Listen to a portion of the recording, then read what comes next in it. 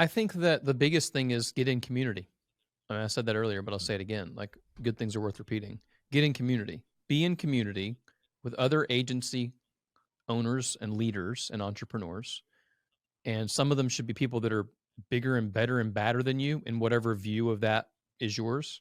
Some should be similar to you, and some should be learning behind you, and you should help teach them.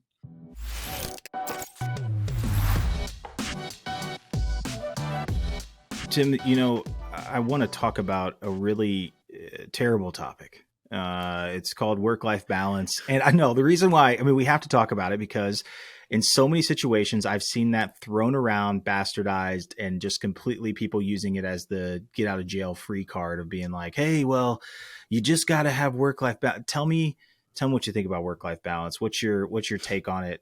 And before we introduce our amazing guest, I see it the exact same way. I think work-life balance is an individual decision that you make.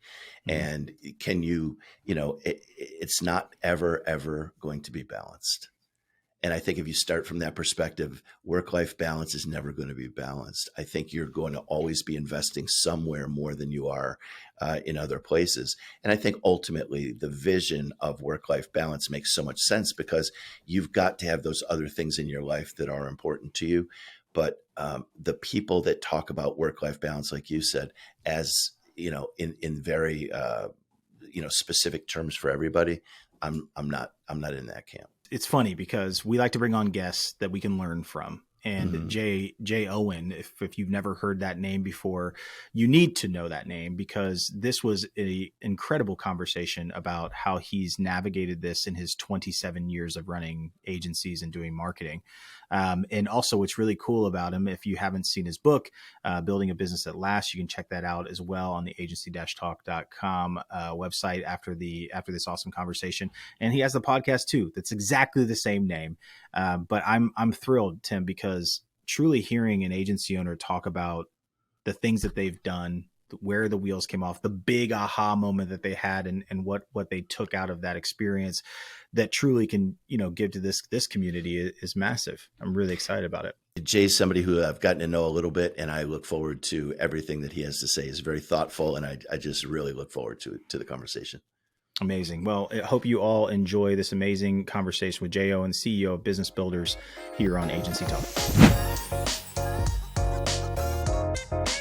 Everybody listening right now, we continually have these badass agency owners on who are willing to share their souls and give us all these great tactics. And Jay Owen is no exception to that. In fact, we've been excited about this conversation, Jay. I think that this is a great topic. So thank you for making any time for our little program.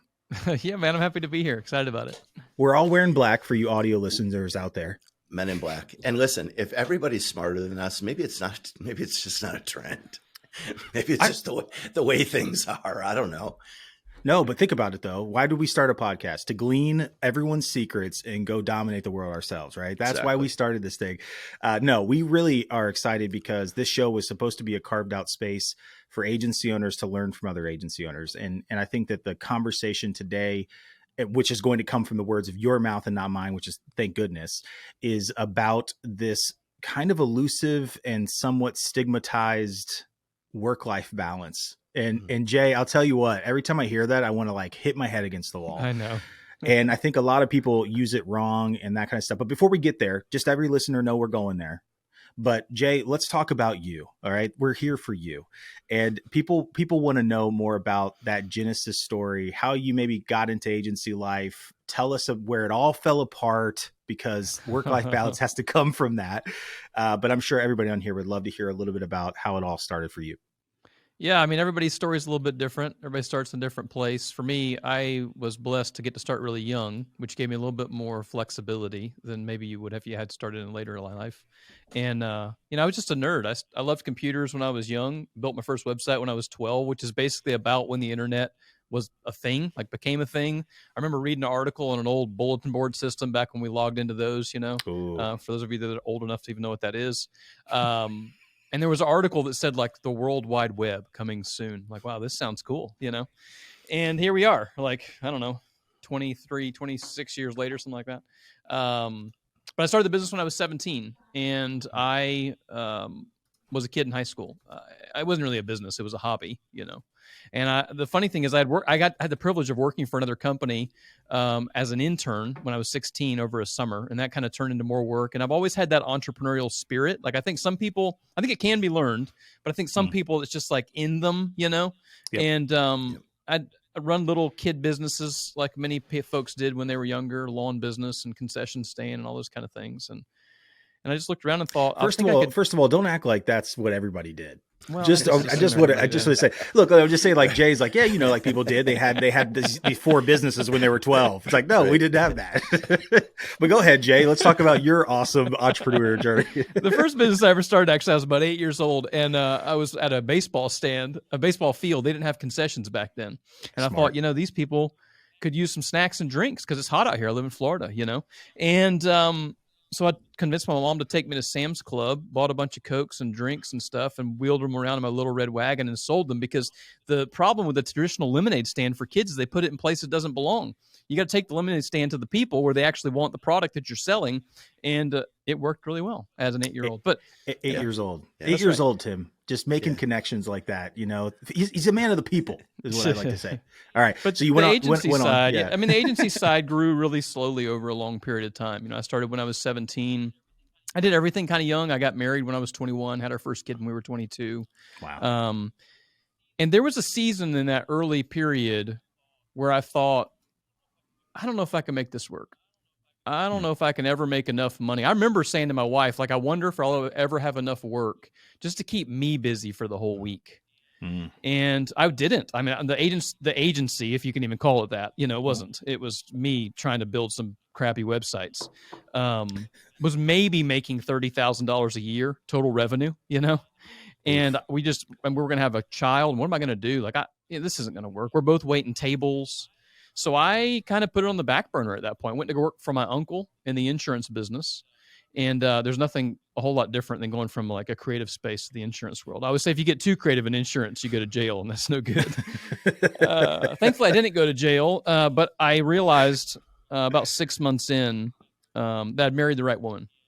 And I came home one day and I said, babe, I could do this, and I could probably make a lot of money at it, but I think I'm going to hate it the rest of my life.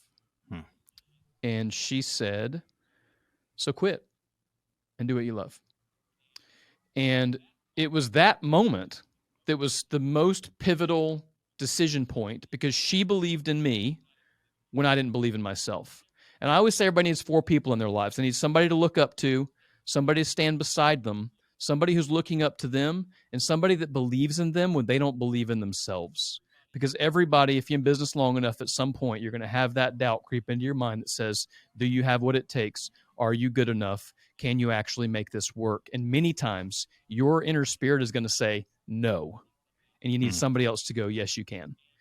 And from there, it just grew year over year over year. And now, 23 years later, we're a multi-million-dollar agency with a great team and more than enough work to keep me busy for the week. So I'm really thankful that she believed in me in that season when I didn't. First of all, just wanted to let you know, Tim, you're one of those 4 things. I won't tell you which one you are in my life, but I wanted to say this seriously though. That is an incredible thing to have a partner, like an actual spouse who's supportive of you in your venture.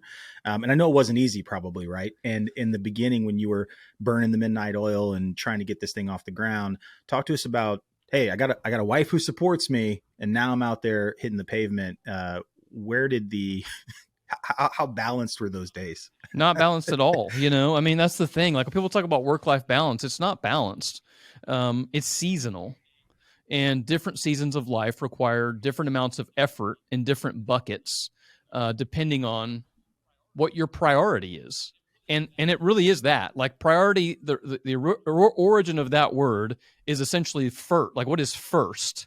We like to say, what are my priorities? And we like to make it plural. It wasn't plural until many, many years later. People never used that word plural because it was a priority. What is my priority? And so in those early years, many times it was the business. And but we were on the same page with that. She knew that. Like I can't tell you how many number of times that like in those early years where I was basically falling asleep at my laptop because I would just work until I couldn't, because I didn't know any better way. I didn't know how to contract stuff out. I didn't know how to bring on team members. I didn't know how to leverage tools for automation. And many of them didn't even exist back then anyway. And so I was definitely burning the midnight oil. But it comes down to communication and relationship like that. Like I always say, the biggest reason that relationships fail, whether it's us as partners or vendors or friends or neighbors or clients or spouses, is misplaced expectations. I expect this, you expect that. Those two things are too far apart and we have a problem.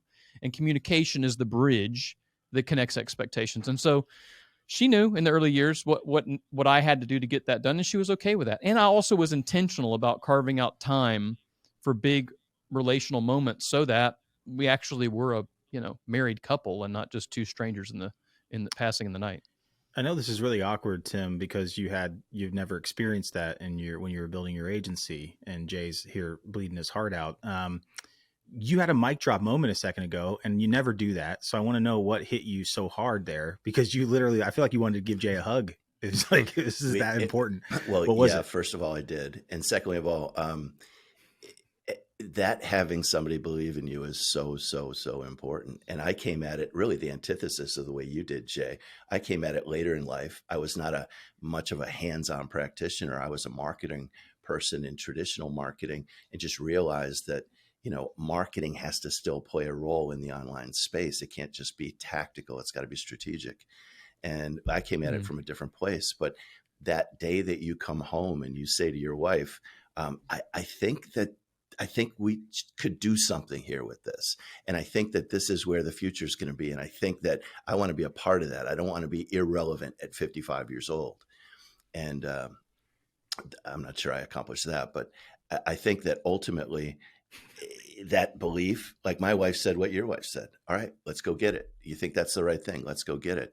And that belief, that is just so pivotal to just springing forward. And then, like you and your wife, you grow something together, right? And in the beginning, right, it's just like anything else that grows. It starts out small and it can scale, but then you have that pride of development, and those things become very important, and that kind of comes back into the relationship. So I loved every second of that. And by the way, speaking of that, is your wife still massively involved? You've been in the business for 23 years or whatever. Is she still actively involved in any way? She is not involved in the business from a technical perspective. I mean, like, she's not on the payroll. She's not a team member on the team chart, but I mean, she's certainly an advisor to me, whenever I really am struggling with, hey, I need your just instinct on this. What do you think I should do? But she's home. She's busy herself. We've got 5 kids, and she is currently homeschooling 4 of them. My oldest just went to high school last year for the first time. And so she's got her hands full. Jeez, I have two kids, and I literally say, how do we do this? Like, I feel like I'm treading water, and someone threw me another kid. You know what I mean? It's like, right. It's just like, here you go. Okay, so I feel like in the agency world, there is kind of this seasonality in it, right? And in the early days, you're saying like, yeah, I got to do what I got to do, and I laid out the expectations. And I feel like for any agency owner listening to this, there's probably a lot of empathy. But also, I'd love to hear just that words of wisdom, because we do have some newer agency folks who are trying to navigate this in the early days and juggling families and relationships and all that stuff. And I'd love to hear just kind of some words of wisdom, some tactical, hey, you should be paying attention to this as you're building this and thinking about scaling it in terms of balance, quote unquote. Yeah, I mean, I think the biggest mistake that I made in the early years was being really isolated and alone. And so I did that for many reasons. One, I was so young that I felt like I couldn't be around other business owners or leaders. Like I would hide behind my keyboard, And I also had like severe, fear of not knowing what to do. I felt like I always needed to have the answer. And the biggest thing for me now is this community, man. Like, there's so much value in being around other leaders. And so I didn't do this in the early years. I do it a lot now, and I wish that I'd done it back then. I have a couple different kind of communities that I'm involved with other leaders, and really they break into 2 big buckets. One is just general other business owners. There's great value there. And then the other is specific, which is other agency owners. And I believe and that's why I love podcasts like this, is I just believe so wholeheartedly in this idea of a collaboration over competition. Matter of fact, this year, and then we're doing it again next year, down here in St. Augustine Beach, we ran an agency builders retreat, and we just brought a bunch of other agency owners together. We all do relatively the same things, and just told everybody all of our secrets, because there are no secrets. And it was that, to me, in the early years, I could have gotten ahead so much faster and reduced so much stress if I just got on other people and said, hey, what do you do here? And they're like, oh, we just do this. And I'm like, oh my gosh, you just saved me like 6 months of pain. That was a big thing for me. This is the gospel, guys. This is it. This is the good news. I mean, people, this is the part that I feel like Tim and I constantly talk about, because we want to build, just a side project here, we want to build community. I feel like the reason why businesses fail, I didn't have 95% of businesses that fail in 5 years. One of them didn't come to me over the last decade and go, Marcus, if I just had more content, I would have made it. It's like, no, that's not it. It's the fact that you were isolated alone trying to do it yourself. But that's interesting, because I feel like that's ingrained into our entrepreneur brain to like white knuckle it, pull up your bootstraps and get on with it. Right. No one's coming to save you, blah, blah, blah. But I'll tell you what, I couldn't get as far, or let's say it this way. What's that saying, Tim? You tell me all the time, you're like, you can get someplace solo fast, but you can go far with other people. Right. And I think that that's really cool to hear you say that, Jay. In addition, there's, it's not, this isn't fixed sum. There's so much out there for everybody. And most people look at it as you have to fail for me to win. And that's just so antiquated. And we might have learned that in sports growing up or wherever we learned it. But ultimately, if everybody wins, that community is a great community. And there's so much to share. And really, that's really the reason we started this podcast, is to share those things from smart people, because it wasn't going to come from you or I. Definitely not me. Tim's always self-deprecating, but he's the smarter of the two on here. He's not an imposter like me who just loves agencies for some reason. But it's, Jay, you said it though. I feel like, community over competition is a mindset, and that had to change somewhere.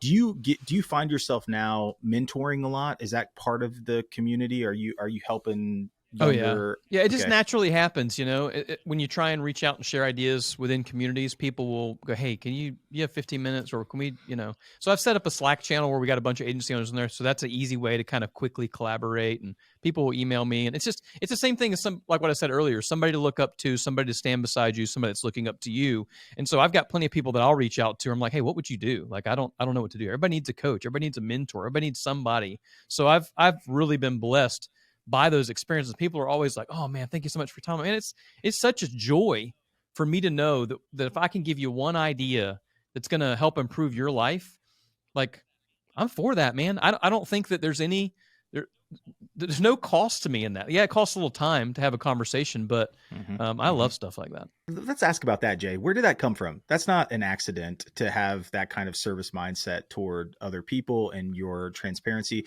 Were you always like that? Where does that stem from?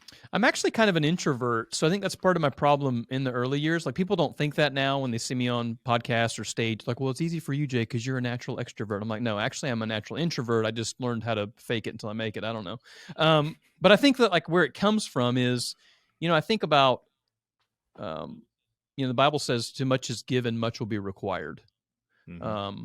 Or in Spider-Man, they say, with great, what does he say? With great, I forget it now. I'm messing it up. Hold on. We just do a juxtaposition of Jesus and Spider-Man. Talk about a web. I love it. Well, they got it from there anyway.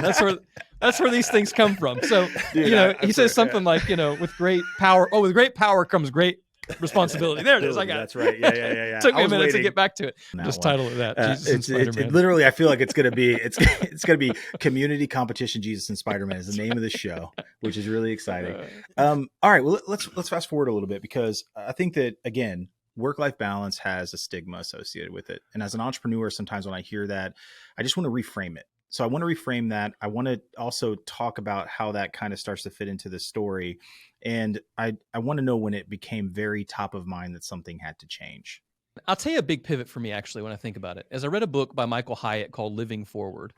And Donald Miller has another one called Hero on a Mission, very similar conceptually. And many other people talked about it before these guys too. But the idea is simply this. What does your life look like at the end? When somebody's giving your eulogy, what are they saying? And that messed me up because in the Living Forward book, you go through and basically write down, the key most important people or groups of people in your life. And then you write a paragraph of what you would want them to say about you in an ideal situation at your funeral. I know this has gotten real dark, but I promise you it's valuable. No, I think about this with Tim a lot, so keep going. Yeah. And when you have to write down an ideal state of what your wife or children or best friend or whatever else are going to say about you at your funeral, and you realize the divide between the ideal state of what you would actually want them to say and who you actually are today, you start asking some really hard questions about what needs to be true today in order for that to be true tomorrow. And it's not about balance. In fact, this season of life right now, the last 6 to 8 months or so, I'd kind of gotten to a place where I was kind of coasting, and that's not good for me. I always say I'm the least comfortable when I'm the most comfortable. And I've put a lot of extra things on my plate this year. And so, man, I'm spinning a lot of plates right now, and I'm really busy, but it's intentional, and I've decided ahead of time, and I've communicated with all the people that matter the most. But that idea of like thinking about the end of your life, we're all going to die. Like, and that's the one thing that we all share. Yeah, no, it's bad news. And that's the question is like, what are we going to do between now and then? And if I just make a bunch of money, like who cares? But if I can do a lot of other things in the meantime that add value and impact for their lives, that seems like a better plan. Yeah, it does. Without a doubt, it does. I love that whole, begin with the end in mind and GPS backwards mindset. I absolutely love that. How did you integrate that? Let's call it the triteness of work-life balance and put that into practice in your life. Well, I started asking questions of the people that were around me, instead of talking. I like to talk a lot, if you can't tell. And so I have to slow down and go, what does she want, my wife? What do my kids need? It's less about what they want at this point. It's more about what they need. And what about other people in my life? What does that look like? And then what needs to change? So during the pandemic, right before 2019, I had read a book by a guy named Mike McCowowitz. I can never pronounce his last name right, called Clockwork. He's famous for the book Profit First and a few others. Yeah. And in Clockwork, he talks about this idea of taking 30 days off. And I thought, man, 30 days off. I remember when I couldn't take one day off. And I had gotten to a point where I could take a full week and not communicate at all. Like no emails, no texts, nothing. Everything's perfectly fine. And I thought, what would have to be true for me to take a full 30 days off? And he says in this book, the idea is it's not just about you getting a 30-day vacation, because most entrepreneurs can barely stomach stopping working for 30 days anyway.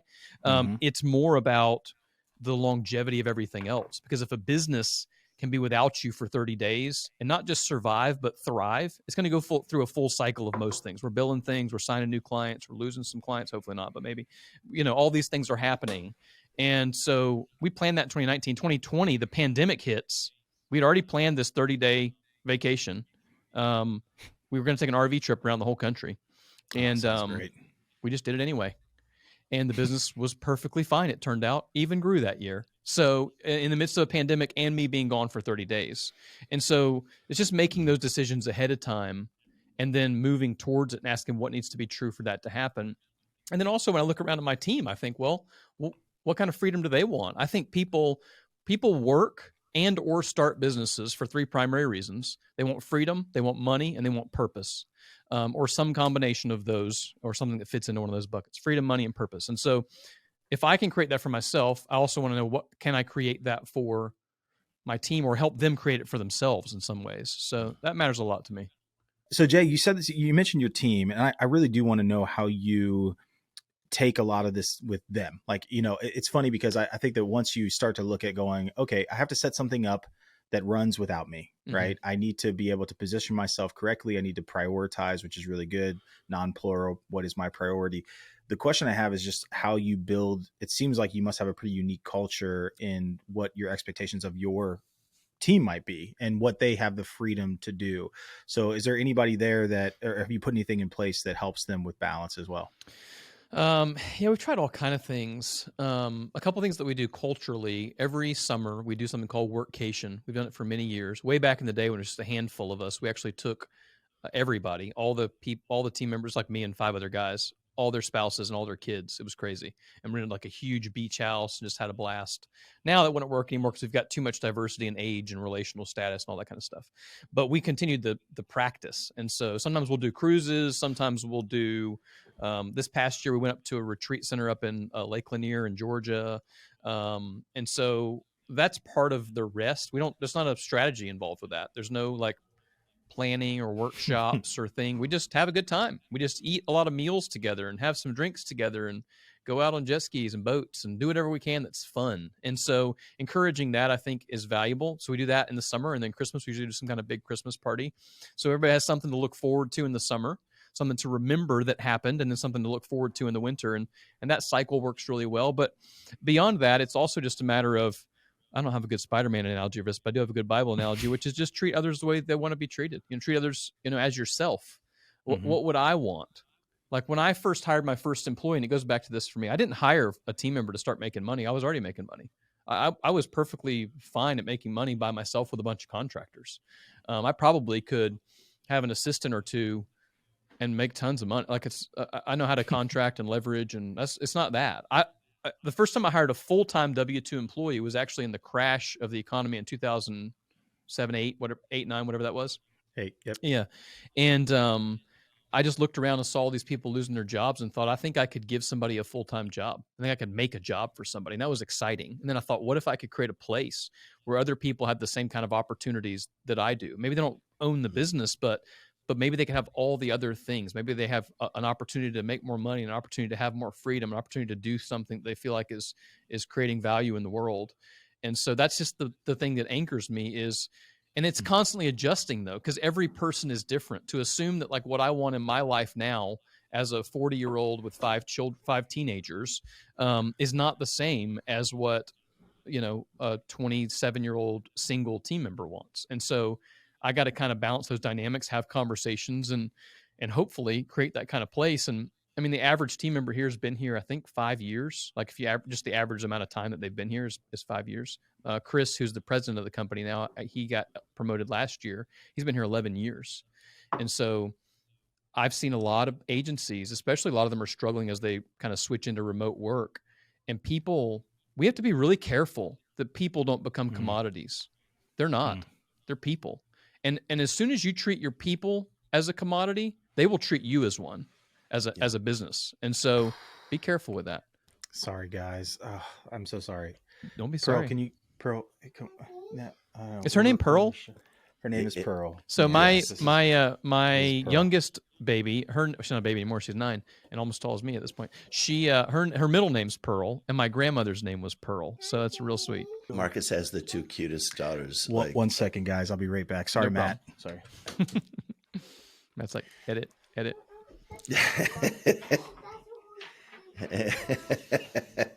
First of all, we've stolen so much time. And by the way, for listeners, if this is a little choppy, my daughter came in. You guys know how it is. All right. We got the kids work-life coming balance, in. Yeah. Work-life balance. My daughter came in. Just wanted to say hi. But I want to say this, and Tim, I'm going to steal your phrase of landing the plane. But if we had to kind of start to sum this up and give people some practical advice, because I think the one thing I love about this show, it's way less theory and way more practitioner-led conversation. And I would love a practical thing that people could do. They unplug, they turn off Spotify, they shut their computers, they're looking at their teams, they're looking at their life. What's something that they could do right now that's that will set them on the right path here to kind of obviously be more balanced, but just something that's really, really tangible? Well, I think that the biggest thing is get in community. I mean, I said that earlier, but I'll say it again. Like, good things are worth repeating. Get in community. Be in community with other agency owners and leaders and entrepreneurs. And some of them should be people that are bigger and better and badder than you in whatever view of that is yours. Some should be similar to you, and some should be learning behind you, and you should help teach them. And then get in community with general business leaders and owners, not for the purpose of selling them. Like, that's fine too. Selling's helping. I'm all for that. And that probably will come as a byproduct, which is great. But get in community for the purpose of being in community. And find places where you can go and be in person with people. Virtual's great. Like, I love the flexibility that we have with remote stuff. But find the few events or the few communities that you're involved with. For me, I'm heavily involved in the EntreLeadership community, Dave Ramsey's folks.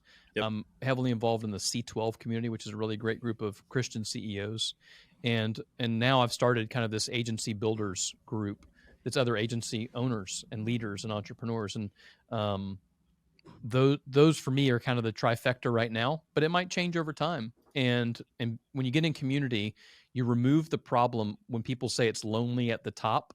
That's a choice. If you're lonely at the top, that's because you're choosing to be. So choose community and you'll find great value. And that's where really great, healthy growth comes from too. That's an outstanding perspective. I absolutely love that. If you're lonely at the top, it's your choice. That's going to stick. And for everybody listening out there, if you want to know more about Jay, one, getjaysbook.com, which I think is the best domain I've ever heard in my life. Building a Business That Lasts, which I love. And then the podcast too. I mean, I'm all about the fact that Jay, you're so good, man. This is fun to have conversations like this with other people who understand the medium really well, have something to say. That's a good thing. I mean, sometimes I'm just talking. And I love that you actually have a purpose, and that makes me feel good inside. But man, thanks for making some time for us. Thanks for coming to hang with us for this part. And we've got plenty to talk about going forward, because in our little secret kind of evil plan that Tim and I have is to create a community so a lot of these agency owners can build on each other as well. So we're with you in that same mission. We're really thankful for your time and so excited that you gave us any of it today. So really super pumped. Yeah, and thank you for y'all. You know, Mark, you don't know me from before today, but I've followed a lot of your content for years and learned a lot of good stuff from it. And Tim, we work together now, our agency with Conduit. It's been really awesome and super valuable. And so, like, I've learned many things from y'all, and you didn't really even know me. So it's been a joy to get together and share in community, and appreciate the time. Thanks so much, Jay. We appreciate it a lot. Jesus, Spider-Man. That's my big takeaway from that entire episode. That was outstanding. I mean, I love both of those. I mean, I grew up with both of those people in my life and never really thought of them intertwined. I loved community over competition just as the framework for how to approach your business. And you and I have said this from day one, you more than me, but there's abundance out there, and sharing is caring. And I think it comes down to the understanding that community, building that community, and being intentional about trying to help other people. And every bit of that I took out of the conversation with Jay. If you're listening to Agency Talk, just understand, yes, we did start this podcast because we wanted to learn and glean from really smart agency owners and business owners out there. But also we did it because Tim and I have a secret mission to build our own community and have an event and do things with all of you listeners out there and bringing us together. The physicality, that's something I wanted to say, is that goodness. I get it. Remote work, balance, freedom, all those words, any buzz thing that you want to say in there. But we do need to come together at some point. And even if you're a leader within your organization, you can't go to your customer success person and be like, hey, I don't know how I'm going to make payroll this month. What, any ideas? It's like, no, you got to go outside your organization. You need to have peers. And I think that that's something that we are going to meditate on. That's our commitment to you. We're going to try and bring you something awesome. And Agency Talk, as always, is full of these incredible people. And you can go check that out at agency-talk.com. There's a repository of really smart people talking about all kinds of things to run, scale, and grow your agency. And other than that, Tim, I just, what do I always say? It's an honor. It's a privilege. You're wearing black today. I'm wearing black today. This is very out of character for you. And so is Jay. And it's really been the Men in Black episode. So thanks everybody for listening. We do appreciate you. Thanks, guys. Have a good one.